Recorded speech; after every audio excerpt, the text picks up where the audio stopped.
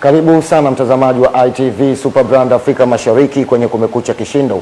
Hii ni sehemu ya mwisho wa Kumekucha ITV. Naitwa Twarib Nasor, na kama ilivyo ada, sehemu hii inakupa nafasi ya kukutana na vijana tukizungumza kwenye nyanja moja ama nyingine, na leo hii niko na Hamisi Suleiman ama Hamisi Seleman, finishing master unaweza kumuita hivyo. Huyu ni kijana ambaye yeye ameangalia fursa kwenye masuala ya ujenzi, lakini ameenda mbali zaidi kwenye masuala ya umaliziaji wa majengo, na mada tunaangalia umaliziaji mzuri wa majengo.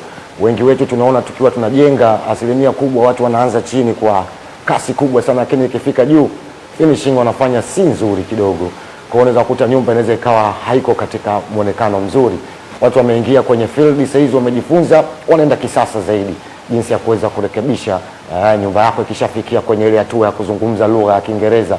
Wanasema kwenye ujenzi kuna lugha zote zinatumika pale unazozitumia, Kiingereza na Kiswahili. Kiswahili huwa kinaanza mwanzoni, chimba msingi, fyatua tofali, weka tofali, inua, tunatakiwa ukuta uinuke, unyooke, si umeelewa? Alafu kuna sehemu ikishafika pale lugha inabadilika, inaanza lenta, muone bana, si unasikia wanajua wenyewe lugha zao. Vitu vingi. Hamisi vipi? Fresh kabisa. Upo? Fresh kabisa, niko vizuri kabisa. Salama kabisa. Miaka mingapi hatujaonana? Mara mwisho tumepiga story hapa lakini mwaka gani huo? Ilikuwa mwaka jana nafikiri, nilikuja hapa. Kibao hivi. Nimepita sasa. Safi. Leo tumeingia tena milioni. Progress ikoje? Maendeleo yakoje toka pale tulipoishia mpaka sasa? Yako kweli au oya? Sasa hivi kusema kweli watu wameanza kuelewa sana kwa kiasi kikubwa. Toka nimekuja ITV. Nilipotea wacheche zangu hapa nikawafundisha wadau, sasa hivi wanaelewa. Tunakwenda vizuri. Hongera sana. Asante. Na furahi kuona watu wakiwa wanafanya kitu alafu wanapata mafanikio, yani wanaonesha kwamba hiki kimesaidia vizuri sana. Sometimes tunafanya ushuhuda hivi, au sio bana Yeah. Tunaangalia umaliziaji mzuri wa majengo. Hii ndio sekta ambayo wewe ulitazama. Pengine kuna mtu anakutazama kwa mara ya kwanza. Unaweza kuona jamaa anapiga story, kumbe sijui kuzungumzaga first time, lakini sasa hivi kuna mtu anakutazama kwa mara ya kwanza. Unajiita finishing master. Finishing master, mimi ukiniambia kwa haraka najua wewe ni mtaalamu wa umaliziaji. Umaliziaji wa nini mzee? Umaliziaji wa kuchinja ng'ombe ndio unamalizia wewe pale, unakuja unachuna ngozi, unafanyaje? Yani mtu anaweza finishing master kwenye nini? Mimi bwana, ukisikia tu finishing master, ujue hapo unamzungumzia mtu ambaye maliziaji wa nyumba, maliziaji wa jengo ama nyumba haiwezi kuwa nyumba bila finish. Yani kama hujamfanya finish kwenye nyumba yako, basi wewe bado hujawa na nyumba.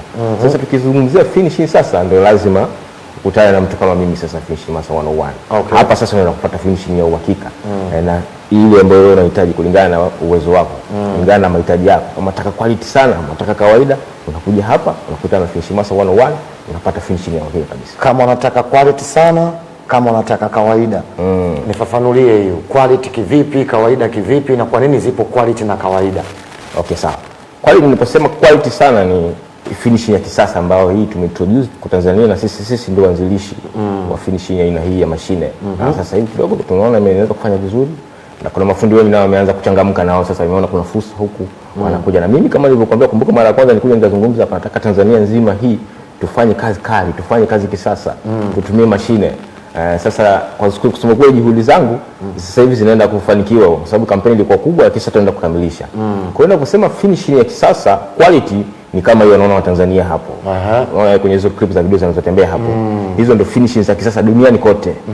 Tukiachana na zile tulizozoea. Ukisasa wake ukoje? Yani mtu akisikia kisasa, yani nini special sana mpaka ikaitwa kisasa? Yani na kitu gani cha kisasa? Finishing za kisasa hizi zinatumia zaidi vifaa sahihi kufanya kazi. Ndio. Ukiangalia hiyo quality ya finishing hapo inayofanyika kwa kifaa hicho unachokiona hapo, hata ukienda live kukutana nayo kwa macho yako tu kawaida, utasema kweli hapa kuna kitu kimefanyika ukilinganisha na zile finishing tulikuwa tunazifanya zamani za kizamani zile. Kwa mtu anayetazama ile clip pale, inafanyika nini na ile mashine inafanya nini, na kwa nini ile mashine na inaitwaje labda kitaalamu? Ule ni upakaji wa rangi. Sisi tunaita upakaji wa rangi wa kisasa ambao kutumia kuspray.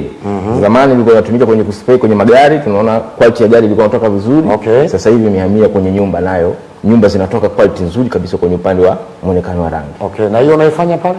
Zile ni pad maalum kwa ajili ya ku set tiles, zile angle kwa maana kunyoosha engo za tiles ziwe sawa. Katika ujenzi tunasema vitu vyetu vya muhimu kabisa vya kuzingatia ni zile engo.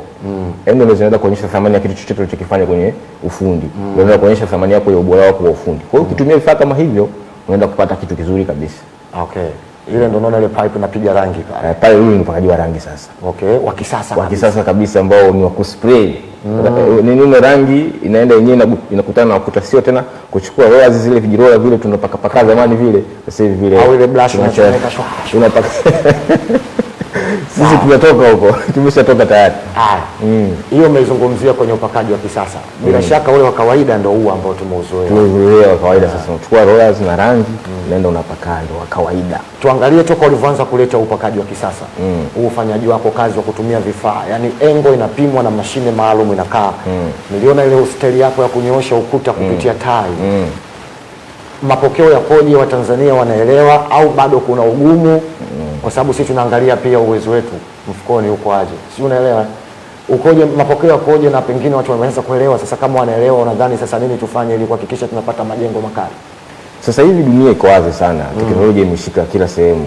Kila Mtanzania sasa hivi wanatumia teknolojia, simu, wanaona vitu mbalimbali vinavyofanyika. Kwa hiyo si wengi sana wanakuta kuna ushamba sana. Wengi wanakutana navyo huko kwenye mitandao wanakopita pita. Kwa hiyo ile changamoto tu ni tuseme kwenye mimi kutambulisha huu ufanyaji kazi ule, vifaa vile.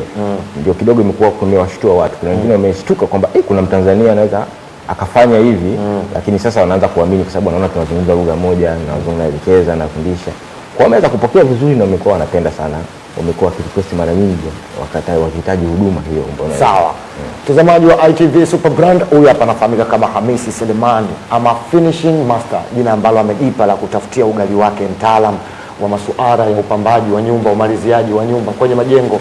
Anasema jenga jengo lako likifika kwenye mwisho kuna sehemu wanaitaga mapagale au yale maboma ambayo hayajaisha yale, yeye anamalizana nalo. Wewe mkabidhi tu, anajua waga anafanya nini. Mada ni umaliziaji mzuri wa majengo. Nilikuwa nazungumza hapa, watu wanajenga majengo yao vizuri, lakini kuna level ikifikia nyumba inaanza kuwa mbaya. Yaani unaona kabisa alianza vizuri, lakini mwishoni nyumba inaonekana tu ipo. Na wengi wetu tunaamini tu kwa sababu tunahitaji kuishi kwenye nyumba zetu.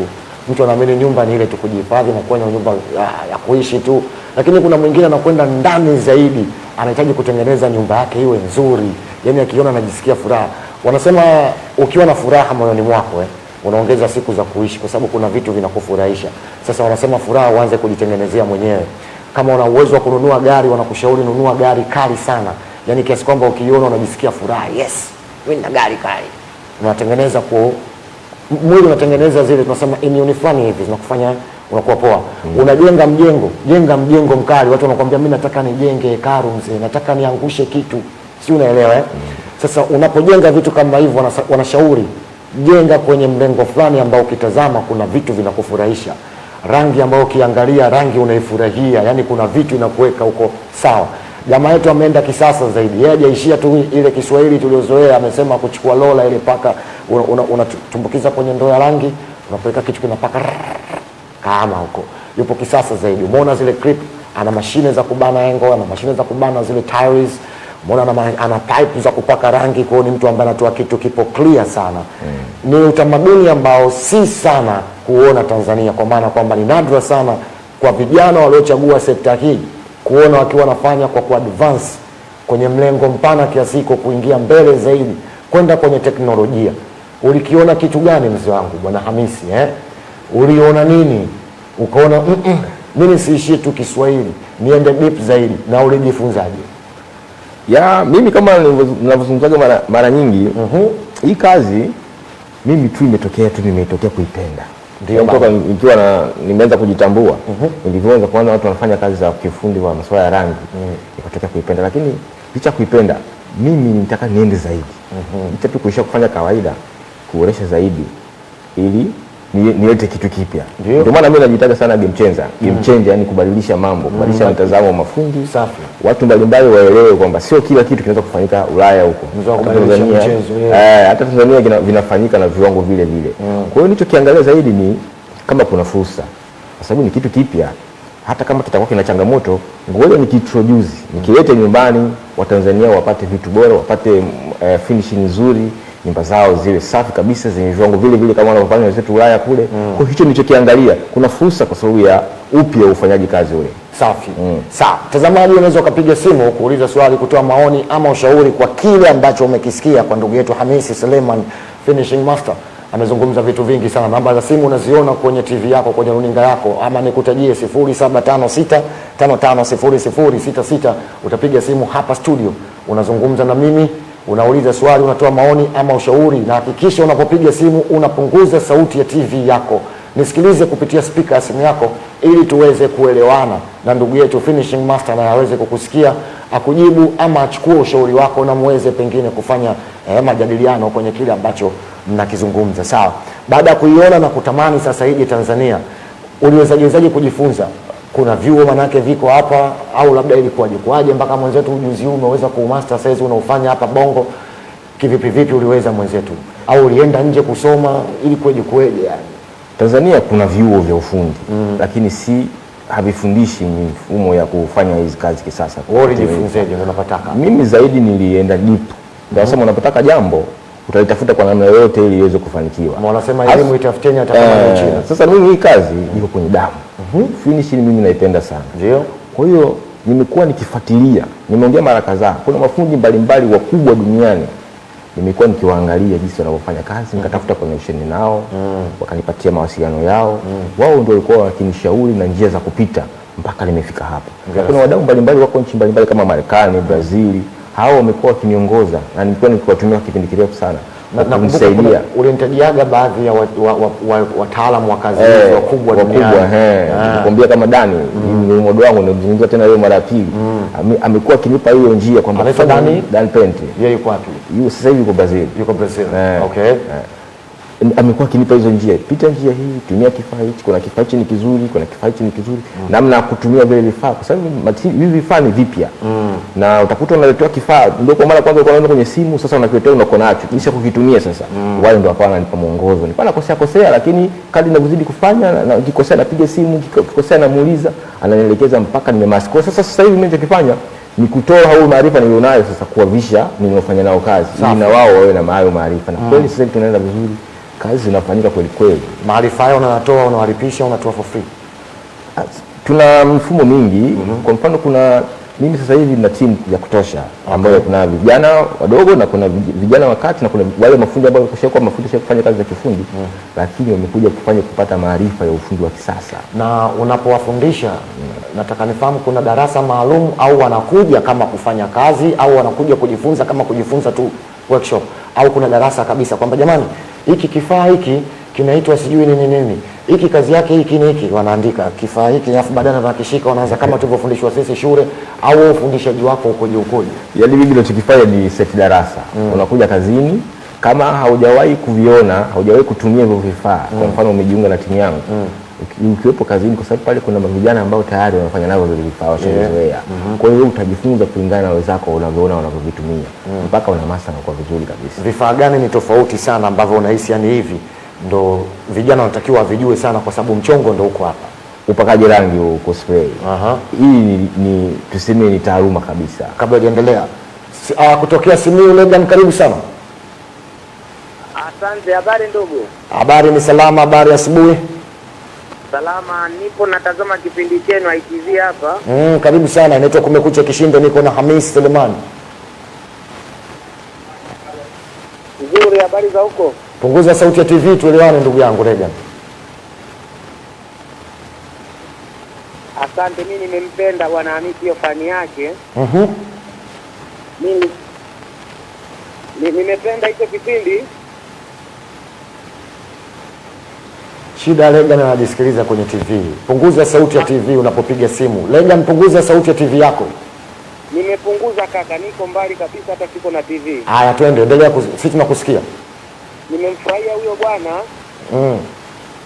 Na nimuombe aendelee kurithisha, lakini pia atusaidie na sisi ambao tuko mikoani. Hivyo vitu bwana, sisi dunia imekuwa na utandawazi na sisi mikoani tunahitaji vitu vizuri. Kwa hiyo jaribu kumuuliza ni njia gani kwa wale ambao tuko mikoani, vitu vizuri kama hizo tunavipata au ndo wanapata au wa mjini tu eti. Sawa, kuvipata kwa maana ya kujifunza au kuvipata kwa maana ya kuja kufanyiwa au kutengenezewa vitu? Yani kwa maana ya kuja kufanyiwa kazi. Sawa. Anauliza jinsi wa mikoani wanafanyaje wakitaka kukupata kuwafanyia kazi. Angalia sasa nakupa hiyo. Sasa hivi ninavyozungumza kuna timu iko Dodoma. Ninavyozungumza sasa hivi kuna timu inaenda Arusha. Ninavyozungumza sasa hivi kuna timu inaenda huko kunaitwa Newala huko kusini. Sielewa sasa. Ina maana kwa maana kwamba watu wote nchi Tanzania hapa, ndani ya nchi na nje ya nchi, sisi tunakwenda. Popote ulipo tunakuja kufanya finishing ya kisasa. Mimi ndio finishing master 101. Nikikwambia ni uhakika, ni uhakika. Mimi sio mtu wa kubahatisha. Nimejipanga vizuri kuhakikisha kila Mtanzania anapata huduma hii ya finishing ya kisasa ya mashine na yeye anafurahia maisha. Basi bila shaka kwa sababu wewe uko Simiyu na umesema mnapataje hizi, anapomaliza atataja namba za simu. Apige simu, utachekiana naye, utajua jinsi gani anaweza kufanya finishing kali kabisa kisasa. Ulikuwa unasema kuhusiana na mchongo huko kwenye ile upakaji rangi wa kutumia spray, ndio. Zile mashine zake vipi na mtu anaweza kujifunza kwa muda gani akamaster pale? Kuspray mashine, kuhusu kumaster, kufanya kazi kwa kuspray kwa mashine si rahisi. Yaani unaweza ukaiona hivyo mtu kama bana anafanya hivyo unaona mbona kama rahisi tu, lakini ukikupa mashine sasa hivi haya fanya kazi hapo lazima utatoa kazi hovyo sana. Kwa hiyo inahitaji muda, inahitaji techniques zaidi, yani mbinu za kuweza kumaster vizuri kufanya kazi ya kuspray. Sasa mimi ninachokifanya kwa sababu mimi tayari ni master, nimesha master hivi vitu, wale wa vijana wangu wote na wapa hiyo training tukiwa site. Ndio mwingine tukiwa site, ndio mwingine tukiwa ofisini pale kuna eneo kama nimeitenga kwa ajili ya kufanya mazoezi. Kwa hiyo natengeneza sasa kwamba tunafanya hichi, tunafanya hichi, ule umbali kati ya ukuta na gani unatumia, tip gani unatumia, tip namba ngapi, kuna vitu vingi sana. Iweze kwa, lakini unaweza mtu akisema ngoja mimi mashine niende nikupake rangi. Wateja wengi, wadau wengi wamekuwa kunipigia simu, mafundi mbalimbali nao wamenunua mashine lakini zinawashinda kutumia kwa sababu hawana elimu. Wanaenda kupaka rangi kwa mashine lakini zile rangi zinatokea matokeo mabaya, zinachuruzika kwa sababu tu ya kutokuelewa.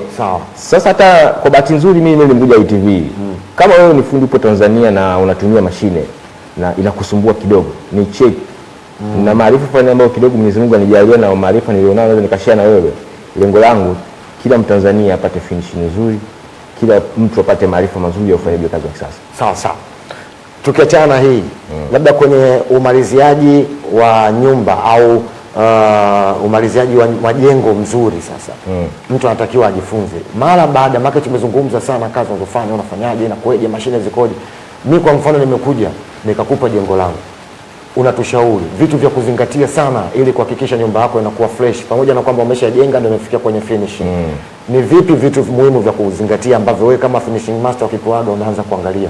Cha kwanza huwa naangalia hiki kwa sababu hii, cha pili ni hiki kwa sababu hii, baada hapo nafanya hivi mpaka nakuja ukabidhi mjengo wako unakuwa kwenye hali. Vitu vya muhimu vya kuzingatia, cha muhimu kabisa cha kwanza ni budget. Tesi kama unataka una mawazo au sema ndoto za kuwa na nyumba kali, basi lazima ujipange vizuri kwenye budget. Kwa sababu budget inaenda kuamua nyumba yako ionekane vipi. Kwa hiyo ukija na budget ya kimchongo na utapigiwa kimchongo, basi kazi ndio usifanikiwe hayo malengo ulionayo. Lakini kingine ninachokiangalia ni aina ya jengo lako. Naliangalia kwa utathmini, sababu mimi ni mtaalamu. Naona hapa nipite njia gani ili kupata kitu cha uhakika. Sasa kingine cha umuhimu kabisa la kuzingatia ni wewe mwenye nyumba kunifikiriza mimi ni mtaalamu kwenye kukushauri. Ndio kuna mabosi wengine wabishi sana, unamwelekeza kitu lakini hakuelewi, yeye anataka vile anavyowaza yeye. Sasa mimi ninachokuelekeza kwa sababu mimi nina uzoefu. Ndio kila siku nafanya kazi majumba, nazunguka mikoani huko, misemo mbalimbali. Sasa hivi finishing master kila mtu amekuwa akinijua, wamekuwa kiniona sana mitandaoni. Kwa hiyo ina maana nikikushauri na kushauri kitaalamu kwa sababu nina uzoefu wa kutosha. Kwa hiyo vitu ni vitu ninavyozingatia vya msingi wakati tunaendelea na project kabla kwanza ile project yetu ile unauliza. Sawa. Na ukishaingia sasa kwenye jengo lenyewe, vitu ambavyo unaamini sasa hapa ili nyumba iwe poa lazima iguswe kwenye aidha ukuta, kutoka kwenye ukuta kuna hiki kuna hiki. Urembo gani ukiweka ukoje? Niona kuna mikanda ulikuwa unaizungumzia, sio kuna mikanda uliita yebo. nataka rangi yake nilikuwa napita kwenye akaunti yako nikacheka sana. Yaani kwa nini ile mikanda ya boyebo, mikanda gani imezoeleka? Ikoje yani? Ni kwanza nikufupishe Taibu. Jamani wadau wangu, mimi mnizoe, mimi mtu fulani hivi mcheshi. Ndio. Muda mwingine naozungumza vitu kama kuchangamsha. Unajua kidogo kwa kazini uwe na mbwembo kidogo. Utie hichi kidogo. Wadau wako waweze kupata udamu. Wanasema uchangamfu pia unaongeza uhai. Sasa mtu mwingine anasema jamaa ana mbwembo sana, asina mbwembo. Yaani mimi kazi yangu naipenda. Alafu mimi ni mcheshi, napenda kuchangamsha. Kwa hiyo engo zipi ambazo ndo za muhimu sana kugusa kwenye sasa hivi tukiacha zile budget na nini? Okay, sawa. Sasa hivi ili upate nyumba kali, kitu cha msingi kabisa cha kuzingatia ni skimming. Kama unaenda kufanya rangi, skimming sasa hivi ndio yaani ndio muongozo, yaani ndio sema sijui ndio skimming ndio styling ya nyumba ni kwenye muonekano. Ndio. Sasa mimi nilichokifanya, nimekuja na idea ya hii skimming ya kisasa tunaita HD 4K. Hii skimming tuna skimming kwa taa bwana. Na mara nyingi skimming hii makaguzi yake ni usiku, na itikiza kinene. Kwa nini usiku? Usiku ndio ukuta unaonekana vizuri. Aha. Hata kama wewe umefanywa kazi na fundi wako nyumbani kwako hapo, nataka kujua bora wa kazi aliyofanya, chukua taa, nenda usiku, kamulike engo muhimu kwenye kona, ukutani weka taa, utaona rafu ukutako kama uko vizuri au uko. Sasa mimi nilichokifanya, nimeleta hii skimming ya kisasa na hii skimming kwa taa, na wadau wamekuwa kiipenda sana skimming hii. Sawa. Unaona? Engo ya pili cha umuhimu kingine ni kwenye upande wa gypsum juu, kwenye kudesign urembo na vitu vingine. Hiyo ndio engo muhimu nayo pia. Ukitengeneza vizuri ndio kupata matokeo mazuri. Kwenye ile mikanda yetu ile. Mikanda, decoration hizi, masuala ya gypsum design. Lakini kingine cha umuhimu kuliko vyote ni floor. Tiles pale. Kwenye tiles imekuwa kwa muda mrefu watu wa Tanzania wamekuwa kupata ujenzi duni. Ujenzi ule wa kawaida ambao quality yake sio nzuri. Mimi nikaboresha zaidi, nikaleta ujenzi wa kisasa wa tiles nchi hii. Mimi nazungumza ukweli, sio kama naongea leo nipo ITV hapa, naongea katika uhalisia. Watu wananifuatilia kwenye mitandao wanaona hiyo ninachokizungumza. Tanzania hii kwenye upande wa floor tiles hayupo mtu atakutolea quality ile ya tiles ujenzi ule kama tofauti na Finishing Master 101. Nazungumza ile ni kwa ITV hapa. Sawa. Mimi nakufuatilia sana, sina la kuongeza hapo wala kuongea lolote. Wao wenyewe watajionea, wanasema ukitaka kuona uondo wa ngoma ingia ukacheze. Si umenielewa? Mimi nawashauri vijana wanaokutazama hivi sasa na wale wanaotamani kuingia kwenye tasnia kama hii yako, lakini ofisi iko wapi? Namba za simu, mitandao ya kijamii. Cha kuwashauri vijana, tuendelee kufight, kupambana. Kama una malengo kwenye ufundi, wekeza nguvu huko. Tia moyo wako, jitume kwa nguvu, malengo yanaweza kufanikiwa. Leo naona Finishing Master niko TV hapa, labda nimependeza sababu mimi msanii. Mimi ni fundi tu jamani, lakini napenda kupendeza. Namba za simu ofisi kwa. Namba za simu ni 0659 41 0501. 0659 0659 41 0501. Ofisi iko wapi? Ofisi Mbezi Magufuli pale. Kilipigia simu nitakupa mwongozo jinsi ya kufika ofisini, uje tukae tujadili. Mitandao ya kijamii brother. Mitandao yangu ya kijamii mimi natumia mitandao yote. TikTok, Facebook, Instagram, kote jina lile Finishing Master. Finishing Master. Pia vile YouTube na YouTube channel kule Finishing Master, subscribe, like, pia vile kushare na wadau kama kawaida, mdau wenu tu pamoja. Matishi sana. Anaitwa Finishing Master. Jina lake halisi ni Hamisi Selemani. Huyu ni kijana ambaye ameangalia kwenye suala zima la umaliziaji wa majengo. Wanasema jengo linajengwa kwa lugha ya Kiswahili, likifika juu tunaanza kuzungumza Kiingereza. Linter, sijui skimming, huko hatari huko. Bwana. Mtazamaji, nadhani kuna vitu umejifunza, na kama unahitaji kufundishwa zaidi, jamaa anatoa madarasa kama alivyosema, na kama unahitaji kufanya kile anachokifanya yeye, namba za simu kaziacha, mitandao ya kijamii hiyo hapo. Mimi nikushukuru kwa kuweza kuwa nasi toka tumeanza Kumekucha alfajiri ya leo kupitia ITV Super Brand. Kwa niaba ya wote walioweza kuisababisha, mimi naitwa Twarib Nasor. Uwe na utazamaji mwema vipindi vinavyoendelea. Asubuhi njema, bye bye.